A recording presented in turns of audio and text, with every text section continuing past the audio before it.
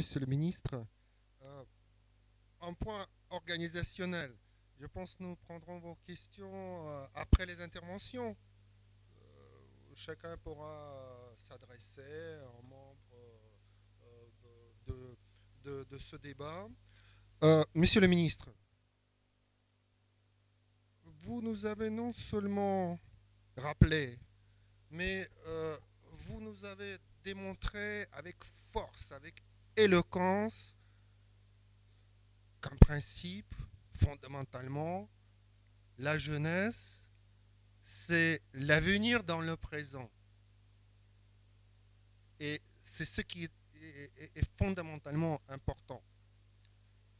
Euh, Parlons de la francophonie. La francophonie est une organisation internationale. On a parlé du poids démographique de la francophonie. C'est un peu moins d'un milliard d'habitants. C'est moins que la population de la Chine, qui a 1 milliard 360 millions d'habitants.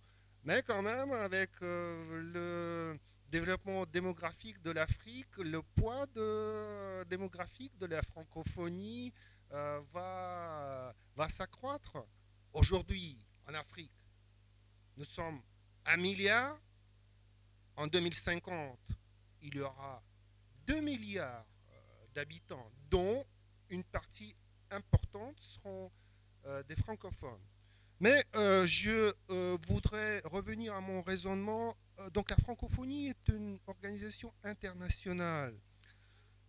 Bien sûr, Monsieur le ministre, vous avez énoncé un certain nombre d'axes, de points, mais surtout au niveau national, au niveau peut-être, ces points sont communs, ils sont communs dans le contexte sous-régional, régional, voire africain.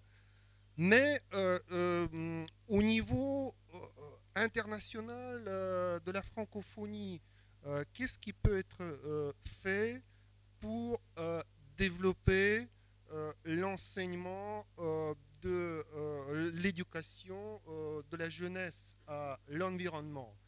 Donc, je voudrais vous poser cette question, M. Gassakis. Quand vous êtes aux affaires étrangères, vous êtes spécialiste des relations internationales. Sans doute, vous connaissez l'Organisation internationale de la francophonie.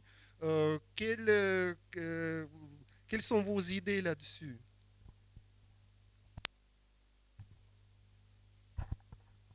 Merci beaucoup.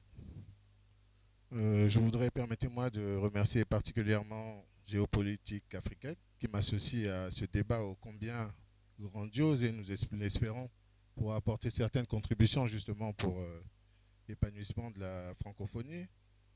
Et en plus de cela, je m'acquitterai d'un devoir, celui d'exprimer ma joie d'être à côté de Monsieur le ministre, en quelque sorte qui a balayé d'un revers de main toutes ces questions qui concernent la jeunesse et l'éducation à l'environnement. Mais je veux bien croire que nous sommes là pour servir aussi d'appui pour cette question qui est assez énorme. En tout cas, je vous remercie.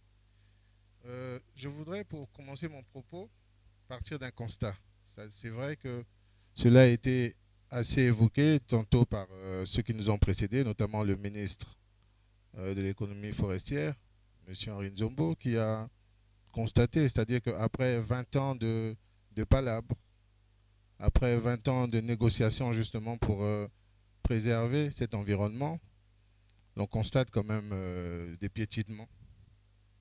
On constate une impasse manifeste. C'est vrai que 20 ans après Rio, on fait allusion à Rio 20, plus 20, mais en réalité, pour quel résultat?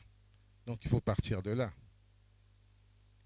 La gouvernance mondiale dont il est fait question, il sera longuement débattu au cours de ce sommet, a quelques lacunes. Il faut qu'on se l'admette quand même. Et il faut voir, réfléchir comment aller de l'avant. Mais pour notre part, en ce qui nous concerne, c'est justement cette question qui est, à mon sens, fondamentale. C'est l'apport de la jeunesse. Cette jeunesse que nous sommes, que nous avons été, que nous serons, a besoin d'être mieux formée, mieux éduquée. D'où justement mon propos qui consiste à revoir un peu ce qui a été fait. Si aujourd'hui peut-être nous avons ces lacunes, c'est probablement parce que nous n'avons pas été, notre jeunesse n'a pas été assez sensibilisée sur les questions justement de l'environnement. Et comme l'on dit tantôt, il vaut mieux tenir compte de ce qui a été fait et de tenir compte des défauts pour peut-être aller de l'avant. Donc, il est important, nous nous rendons compte que cette population mondiale qui s'intéresse aux questions d'environnement n'a pas eu la formation peut-être adéquate, à défaut de quelques-uns. Aujourd'hui, il y a un objectif qu'il faut vraiment se fixer, c'est celui de former une population mondiale, en tout cas dans le cadre de l'espace francophone, tel que défini par Monsieur le ministre, qui est une population considérable et qui a son mot à dire sur la gouvernance mondiale. Il faudrait peut-être revoir les modes d'éducation, les modes de formation. Cette population doit être consciente, préoccupée par l'environnement et les problèmes qui s'y rattachent. Il faut encore que cette jeunesse ait la compétence, parce que nous sommes supposés ici asseoir, préparer le lit de ces générations qui doivent être appelées à subsister, on va dire. Mais pour qu'elles puissent arriver à long terme, il faudrait qu'on les bien préparées, qu'elles comprennent, qu'elles soient assez conscientes de ces questions. Alors, il y a une définition que je ne résiste pas de vous donner. Elle a été donnée lors de la conférence des Nations Unies à Belgrade sur un objectif qu'on doit se poursuivre, qu'on doit se donner. L'objectif de l'éducation relative à l'environnement est de développer une population mondiale, consciente et engagée dans l'environnement et dans les problèmes qui y sont liés, dotée des connaissances, des compétences, des attitudes, des motivations et de l'engagement à travailler individuellement et collectivement pour la solution de problèmes actuels et pour la prévention des problèmes futurs. Est-ce à dire que nous, aujourd'hui, qui sommes les acteurs de cet environnement, de la conservation de nos écosystèmes, est-ce à dire que nous avons failli? Avons-nous suffisamment réfléchi sur les questions futures? Cette jeunesse qu'on appelle de plein vœu à justement prendre la relève, a-t-elle été suffisamment formée? Autant de questions qui doivent nous interpeller. Alors, est-ce que, concernant les objectifs que nous devons nous donner, il faut se poser la question de savoir, est-ce que la prise de conscience est généralisée?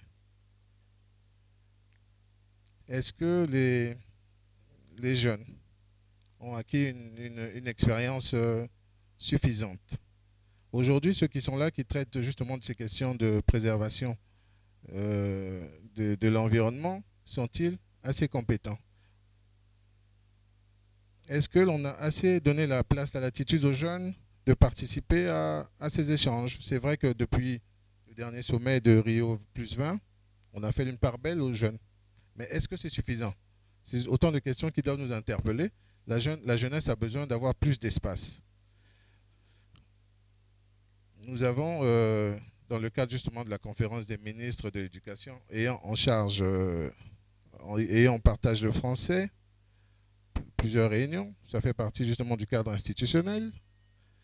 Est-ce qu'il ne faudrait pas réfléchir, ce serait peut-être une contribution, parce que c'est ce qu'on attend justement de nos interventions, est-ce qu'il ne faudrait pas associer dans le même ordre d'idée, élaborer une conférence des ministres en charge de l'éducation dans les pays francophones, afin de discuter, voir un peu justement les modalités d'éducation. Nous avons certains exemples qu'il faut suivre, notamment,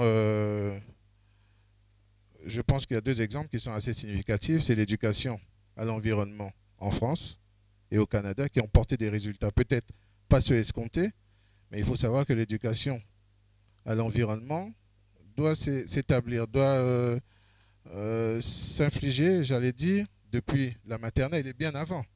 Donc il y a plusieurs responsables. Nous avons parlé tantôt des responsables. Ce sont d'abord les parents, c'est la maternelle, et après, progressivement par palier, de manière crescendo, on arrive jusqu'à ces adultes que nous sommes pour être bien formés.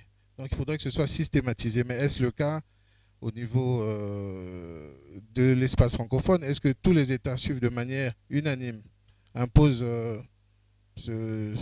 ce barème, cette éducation, autant de questions que je me pose et que je soumets à notre réflexion commune.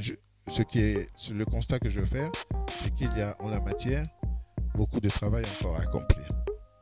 Monsieur le rédacteur en chef, voilà pour ce qui me concerne.